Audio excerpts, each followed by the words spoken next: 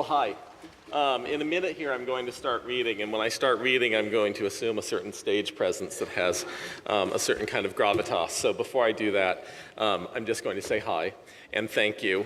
And I'm not going to thank one person, because if I thank one person, I'll forget another person, and then I will just be in trouble. So I'm going to thank everyone who put this together, and I would also like to thank my fellow presenters today for making this a day worth being here.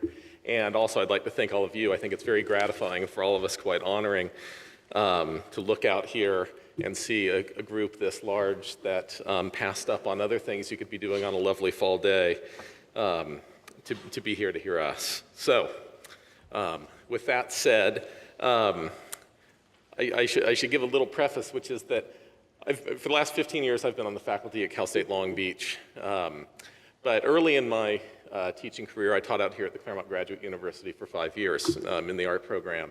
And that's still time that I greatly cherish, which makes it very nice to be back here. A memory I have of that time was often getting out here early for my seminars. And so I'd stroll over to the Motley. Do people here know the Motley? So I'd stroll over to the Motley and get a cup of coffee. And I always liked before my seminars, where we would be talking about things like sculpture, I always enjoyed going over to the Motley to get my cup of coffee, because Motley is one of my favorite words, and this has something to do with why. And so, with that said, teaching the Motley. October 1979. October 38, 1979. That's not right. October, spring, 1979, 38.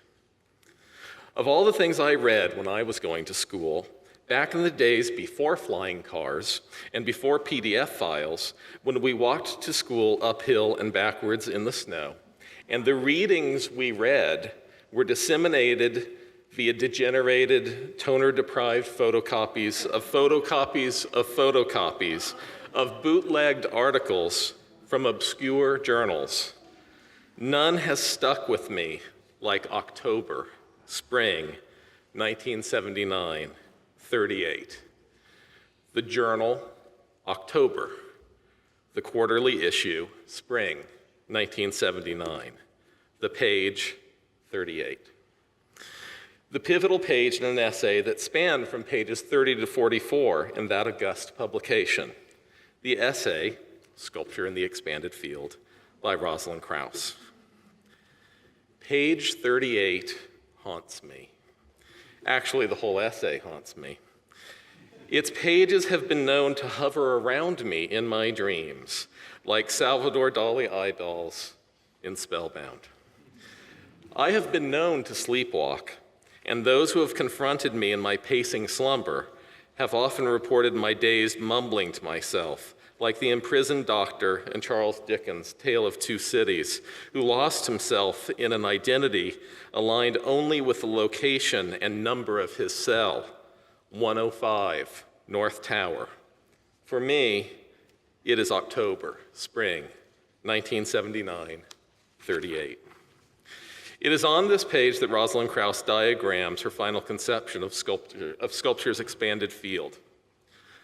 I have no intention here of getting into the logical gymnastics and contortions Krauss put herself and her readers through in attempting to use a Klein group structuralist model to arrive at the seemingly expansive but ultimately inadequate terms marked site, site construction, and axiomatic structure, which, taken along with sculpture, form the four corners between which is identified the expanded field Krauss sought to articulate.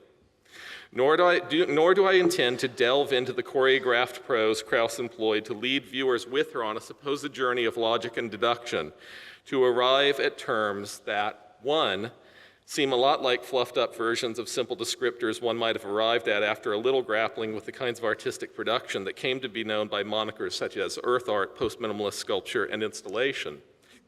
Two, describe what seems less like a field and more like a slice of the field of sculpture as we know it now. and as it really was then.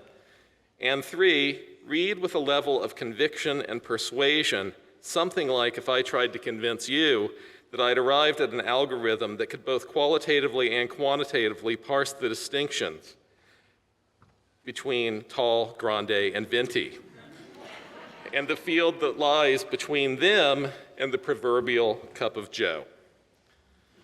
Nor do I care to get into the personal and professional politics underlying the essay, nor do I wish here to explore Krauss's inquiry into the relationship between the term and category of sculpture and what we might call a cultural impulse toward historicism, which is an interesting conversation to be had, but not a conversation to be had today.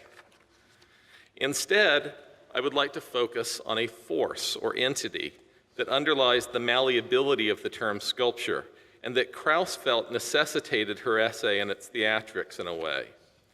Here we go to another page, page 30. This page does not haunt me. It inspires me, gives me hope, and leaves me with a glow. And decades after it went to press, it still defines for me what the endeavor of sculpture and what sculpture pedagogy is in many ways about. While page 38 is what I try to shake out of my head when I wake up in a sweat, page 30 is what I carefully fold up and tuck beneath my pillow before bed. On page 30, leading into the essay, again in 1979, mind you, Krauss writes as follows, quote, "Over the last 10 years, rather surprising things have come to be called sculpture. Narrow corridors with TV monitors at the ends, large photographs documenting country hikes, mirrors placed at strange angles in ordinary rooms, temporary lines cut into the floor of the desert.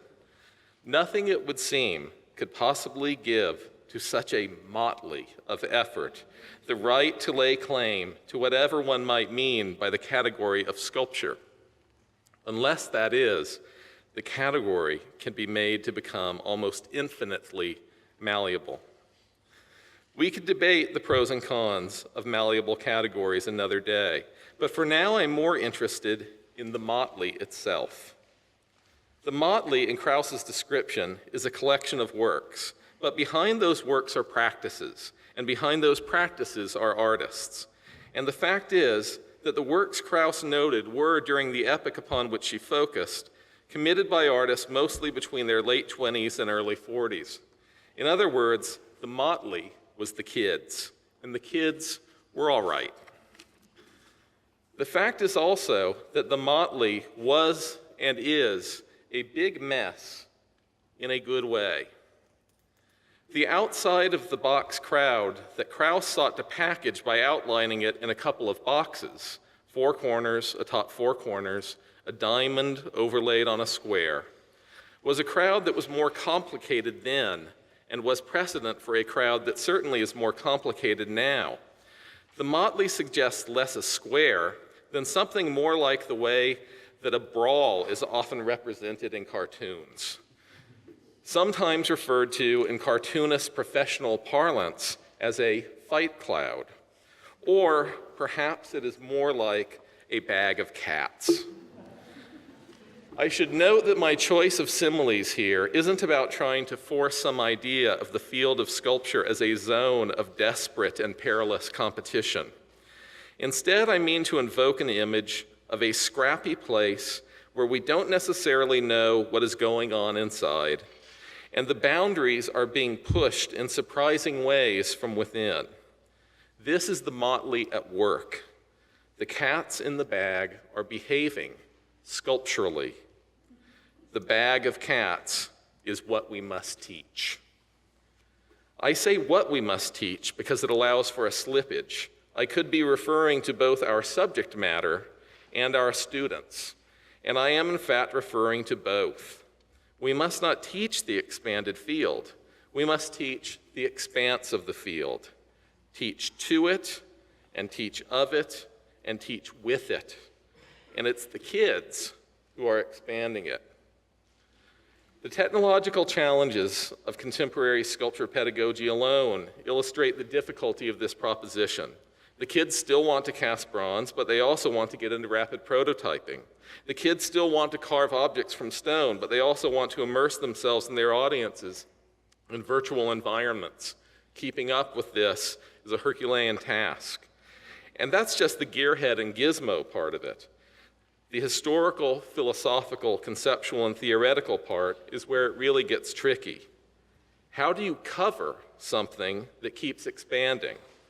And how do you reach students who keep reaching? I'm still working out the details of this, but one thing I'm clear on is that the only hope, and actually the great opportunity, lies in the rethinking of the teacher-student relationship in terms that are more collaborative. And this has to do not just with making, but also with teaching and with learning.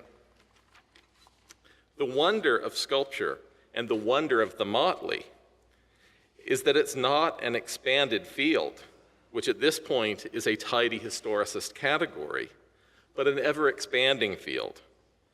And if you're studying it, doing it, being it, or teaching it, the fact is that this is probably why you signed on for it. The task is, in fact, about infinite malleability. Thank you.